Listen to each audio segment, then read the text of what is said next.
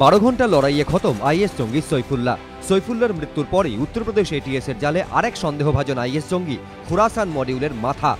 কিভাবে এই সন্দেহভাজন আইএস জঙ্গির নাগাল পেল পুলিশ?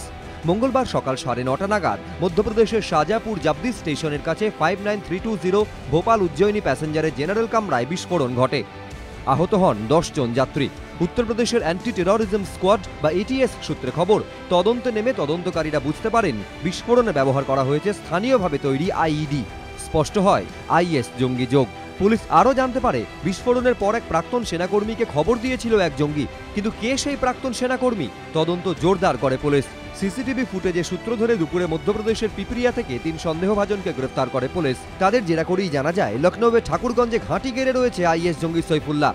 এরপরই মঙ্গলবার দুপুর 3টে নাগাদ ঠাকুরগঞ্জে শুরু হয় অপারেশন। বিকেলে কানপুর থেকে ইমরান ও ফয়জল সহ আরও কয়েকজন সন্দেহভাজন জঙ্গিকে গ্রেফতার করে উত্তরপ্রদেশ এটিএস। তদন্তকারীদের দাবি, তাদের কাছ থেকে জিএম খানের খবর পাওয়া যায়। এদিন সকালে সন্দেহভাজন ওই জঙ্গির কানপুরের বাড়িতে হানা দেয় পুলিশ, কিন্তু ততক্ষণে বাড়িতে তালা পড়ে গিয়েছে।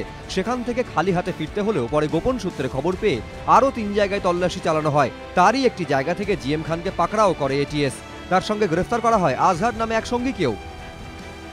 আইসিস এর মডিউল কিন্তু যারা স্লিপার সেলে রয়েছে তারা কিন্তু এখনো অনেক বেশি অ্যাক্টিভ হয়ে উঠবে, because this will work as an incentive to them.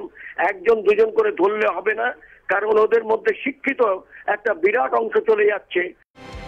GM খানকে নিয়ে মধ্যপ্রদেশের বিস্ফোরণ এবং উত্তরপ্রদেশের এনকাউন্টারের ঘটনায় গ্রেফতারের সংখ্যা দাঁড়ালো 8।